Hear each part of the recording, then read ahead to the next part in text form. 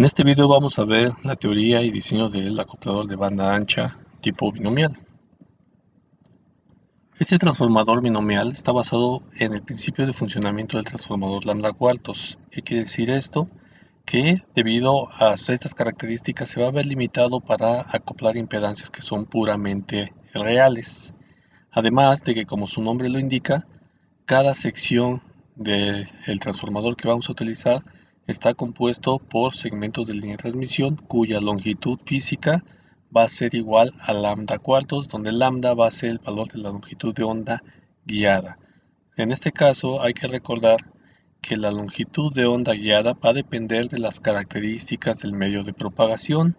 En otras palabras, va a depender del tipo de línea de transmisión que estemos utilizando para implementar dicho acoplador binomial.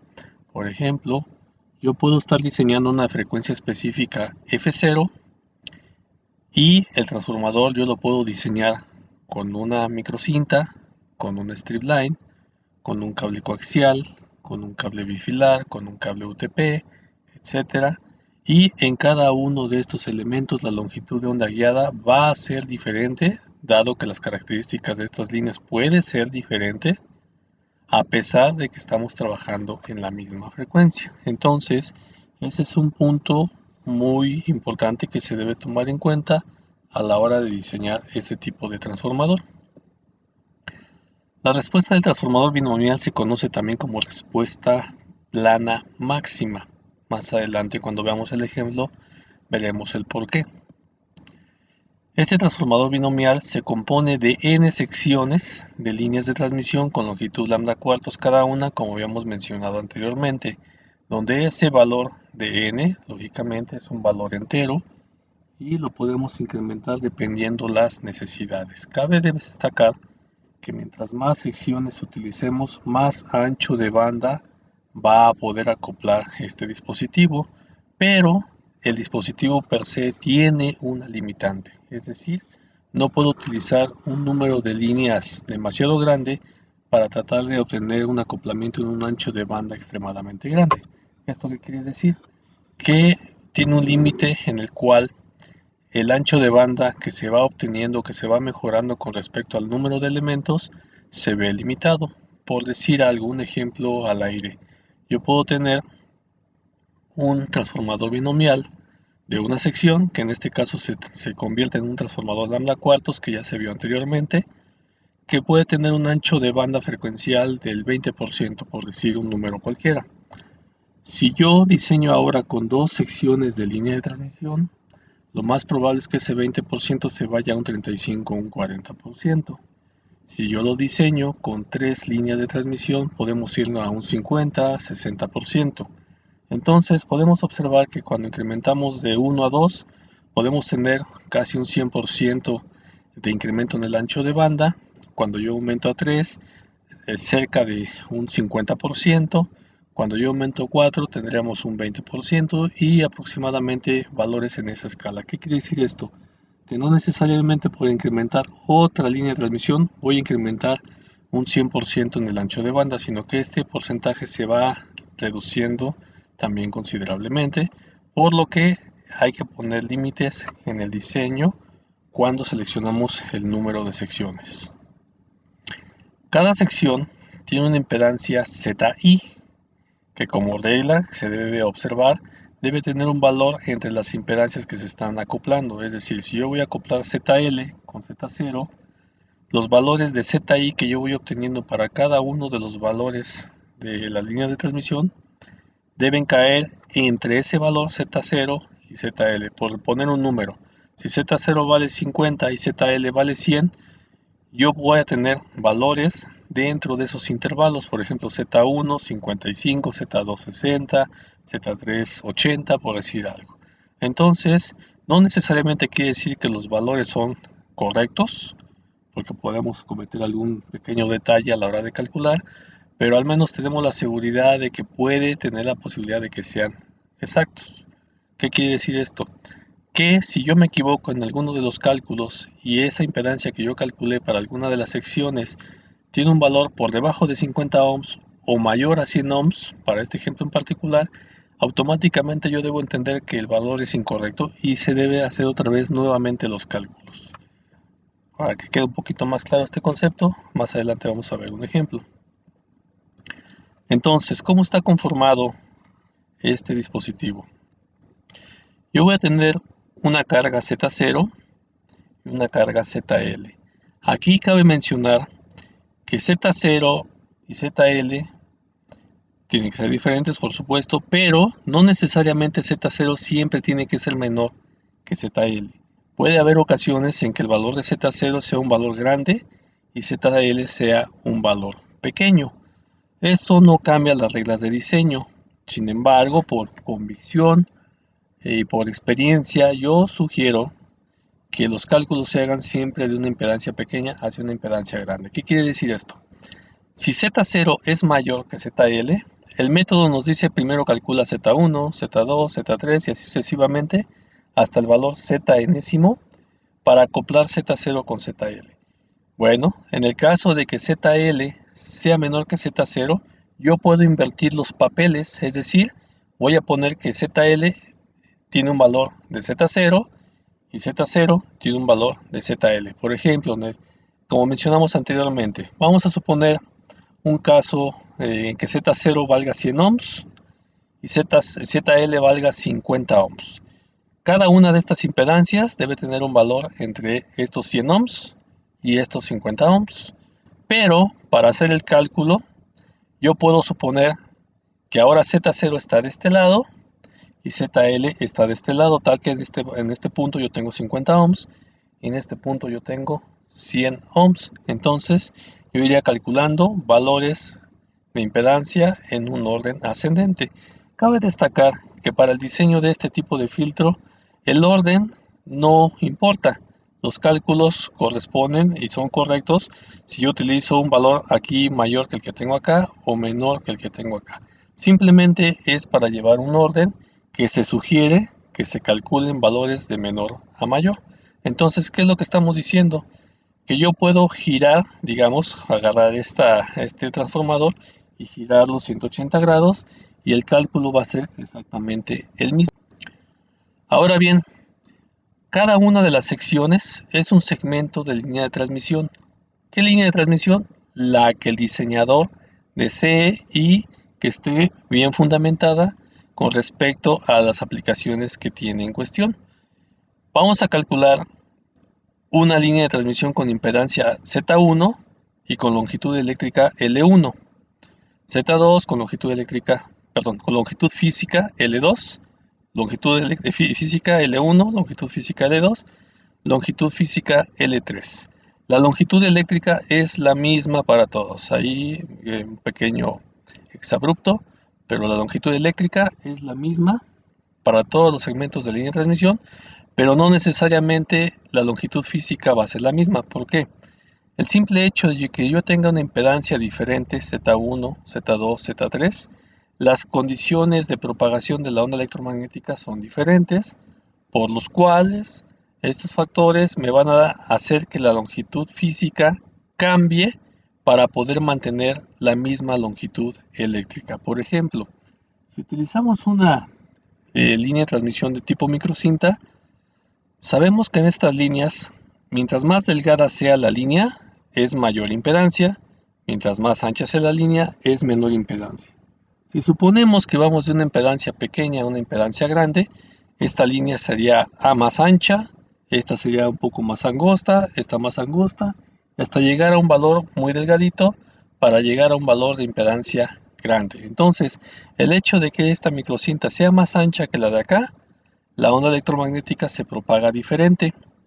Entonces, para compensar esa propagación y permanecer esta con una longitud eléctrica de 90 grados, se debe compensar su longitud, igual esta, igual esta, igual esta y así sucesivamente hasta la sección enésima. Estos detalles los vamos a ver más claramente con el ejemplo. Para su solución vamos a proponer n secciones.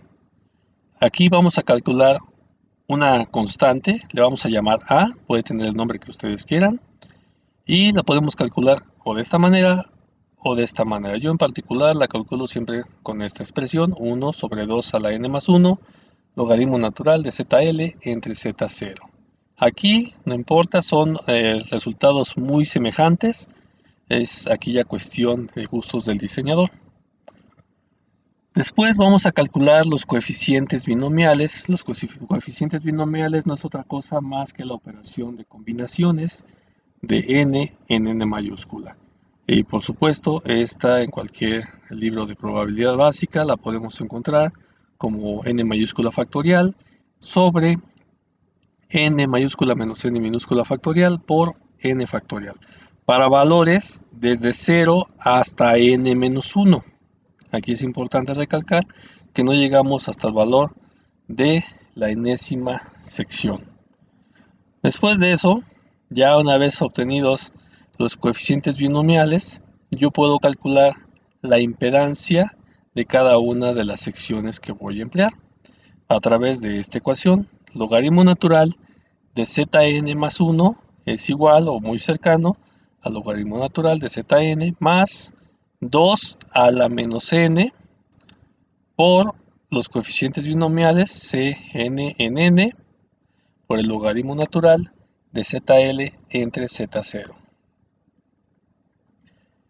Finalmente, el ancho de banda fraccional, es decir, qué porcentaje de la frecuencia central va a convertirse en el ancho de banda que yo voy a poder acoplar, está dada por esta expresión. Ancho de banda fraccional es igual a 2 menos 4 sobre pi arco coseno de lo que tenemos aquí su argumento, y el argumento reza de la siguiente manera: un medio multiplicado por gamma m entre el valor absoluto de a elevado a la 1 sobre n. Aquí vamos a hacer un pequeño paréntesis y explicar esto. ¿Quién es gamma m? Gamma m es el coeficiente de reflexión máximo permitido. Es decir, este es un parámetro que el diseñador va a establecer y va a proponer cuánto es el coeficiente de reflexión máximo que se va a permitir dentro del ancho de banda que yo quiero acoplar. Anteriormente habíamos mencionado que para que un sistema se considerara acoplado, utilizábamos el valor de 0.3. Y entonces, una vez que nosotros obteníamos ese 0.3 en escala lineal, lo que hacíamos es que cuando el coeficiente de reflexión era mayor a ese 0.3, considerábamos que el sistema estaba acoplado. En este caso, este gamma m yo lo puedo considerar un número ligeramente menor, de tal manera que yo pueda asegurar que mi sistema está mucho mejor acoplado. Ahora, segunda parte, aquí en la fórmula estamos utilizando el valor absoluto de a. ¿Por qué? Si ustedes se dan cuenta, aquí nosotros tenemos esta expresión en la cual vamos a tener un valor positivo de a cuando ZL es mayor que Z0. Pero si ZL es menor que Z0, el logaritmo nos va a dar negativo, por lo tanto este valor también nos va a dar negativo. Entonces aquí necesitamos poner un valor absoluto. Cabe destacar que esta operación tiene que ser en radianes. Acuérdense que cuando utilizamos una expresión trigonométrica y esta posee por ahí el argumento pi, tiene que ser a fuerzas en radianes. Vamos a realizar un ejemplo. Aquí va a quedar un poquito más clara la explicación y la teoría del acoplador binomial. Vamos a diseñar un transformador binomial para acoplar una carga ZL de 150 ohms con una impedancia característica de 50 ohms. Vamos a calcular el ancho de banda frecuencial si se emplea un gamma m de 0.05. Este valor yo lo estoy seleccionando para el diseño. Entonces, ¿qué nos falta seleccionar? Vamos a ver cuántas secciones proponemos. En este caso, para el diseño yo voy a proponer 3 secciones de línea de transmisión. Entonces, vamos a calcular primero la variable a, que es la que habíamos mencionado, sustituyendo los valores de ZL igual a 150 ohms, Z0 igual a 50 ohms, aquí tenemos logaritmo natural de 3, y esto va a estar multiplicado por el inverso de 2 a la 3, es decir, 2 a la 8, Entonces, resolviendo nos da un valor de 0.06866. Entonces, eso es un valor positivo, ya que ZL es mayor que Z0. Ahora, vamos a calcular los coeficientes binomiales. Recordemos que los coeficientes binomiales los podemos calcular con esta expresión, pero también hay que recordar que ya algunas calculadoras científicas ya traen esta expresión. Entonces, esos coeficientes binomiales los vamos a calcular para un valor desde n igual a 0 hasta n menos 1. En este caso, como n es igual a 3, yo voy a calcular hasta n menos 1, que es 2, entonces voy a calcular 0, 1 y 2. Para n igual a 0, yo tengo que mi coeficiente binomial de 0 en combinaciones en 3 es igual a 1. Para n igual a 1, las combinaciones de 1 en 3 es igual a 3. Y para n igual a 2, las combinaciones de 2 en 3 es igual a 3 nuevamente. El ancho de banda fraccional. Aquí sustituimos el valor de gamma m, que estamos proponiendo que es de 0.05, y el valor de A en absoluto, en este caso pues, sigue siendo el mismo porque no nos salió negativo. Resolviendo la expresión, yo tengo que es de 59.4, es decir, del 59.4%. Este valor lo vamos a ver más adelante y vamos a explicar exactamente qué es lo que nos quiere decir. Ahora vamos a calcular las impedancias de cada una de las secciones que estamos utilizando. Para n igual a 0, acuérdense que aquí la expresión es logaritmo natural de zn más 1, en este caso va a ser z1, igual al logaritmo natural de zn, en este caso pues es z0, más 2 a la menos n, combinaciones de 0 a 3, es decir, de n en n mayúscula, por el logaritmo natural de zl entre z0. Y tenemos que ese valor es de 4.04613. Este es el logaritmo natural de z1, por lo que z1 es la exponencial de ese valor. Y tenemos que nos da un valor de 57.3 ohms. Para n igual a 1, ahora esta expresión se convierte en logaritmo natural de z2, igual al logaritmo natural de z1, que es este valor, más 2 a la menos 3, combinación de 1 en 3, logaritmo natural de 150 en 50, resolviendo toda esta expresión, tenemos que nos da un valor de 4.46, sacando la exponencial a ese valor, tenemos que Z2 es igual a 86.6 ohms. Finalmente, para n igual a 3, yo tengo el logaritmo natural de Z3 es igual al logaritmo natural de Z2, que es este valor, más 2 a la menos 3, combinación de 2 en 3, por el logaritmo natural de 3. Y esto es igual a 4.8719. Sacamos exponencial de este valor y nos da una impedancia Z3 de 130.5 ohms. Bien.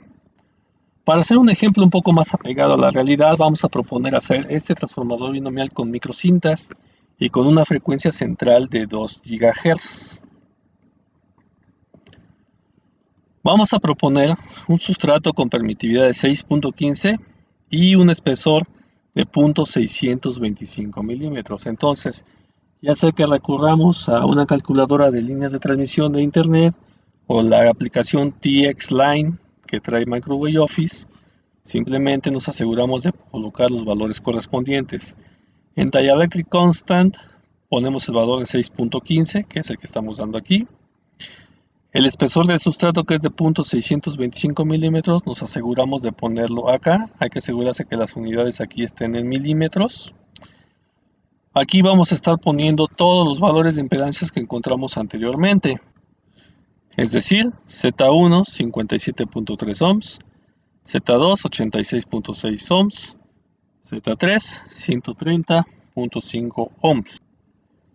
Nos aseguramos que la frecuencia que estemos utilizando sean 2 GHz, que es a la frecuencia que estamos diseñando, y que la longitud eléctrica sea de 90 grados, porque 90 grados equivale a lambda cuartos. Para cada una de las impedancias que vamos a estar utilizando, la agregamos en este valor, apretamos esta flechita y para cada una de las tres tenemos los siguientes valores. Para Z1 de 57.3 ohms, una longitud de 17.92 milímetros y un ancho de 0.72 milímetros. Z2 de 86.6 ohms, 18.49 milímetros de largo y 0.27 milímetros de ancho. Para Z3, 130.5 ohms, un largo de 18.96 milímetros y un espesor de 0.06 milímetros. Cabe mencionar que en este caso, como estamos simulando, no tenemos ningún problema en utilizar valores muy pequeñitos del ancho de la microcinta. Bueno, cabe destacar que hay algunos dispositivos para diseño de circuitos impresos que pueden ser de muy alta precisión, inclusive con valores de algunas centésimas de milímetro, especialmente aquellos que son máquinas tipo láser. Entonces, con esos valores calculamos en el simulador, capturamos todos los valores para la impedancia número 1, que es nuestra primera línea de transmisión.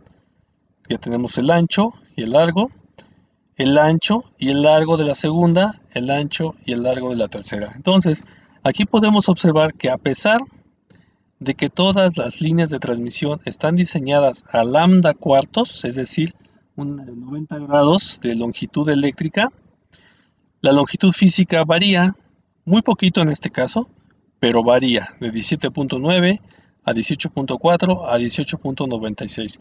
Estos ligeros cambios se tienen que hacer dado que el ancho de la microcinta varió y por lo tanto la onda se propaga de manera un poquito diferente en cada uno de los valores. Sin embargo, con estos ajustes de la longitud que se está haciendo, se hace que cada una de las líneas presente una longitud eléctrica de 90 grados, es decir, de lambda cuartos.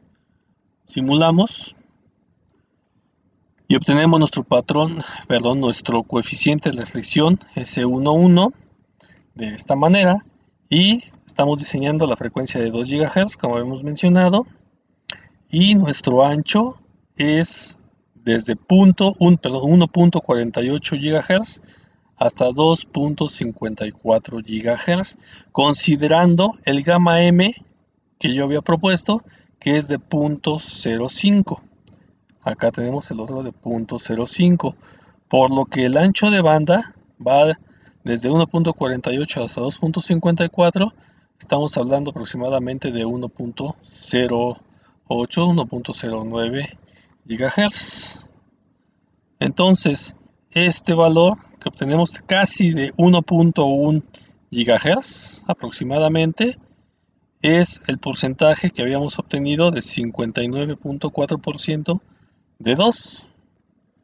Haciendo la operación, multiplicando ese ancho de banda fraccional que obtuvimos, que es de 59.4, este punto 59.4 lo multiplicamos por 2 GHz y nos da un valor de 118.8 MHz, perdón, de 1.18 MHz.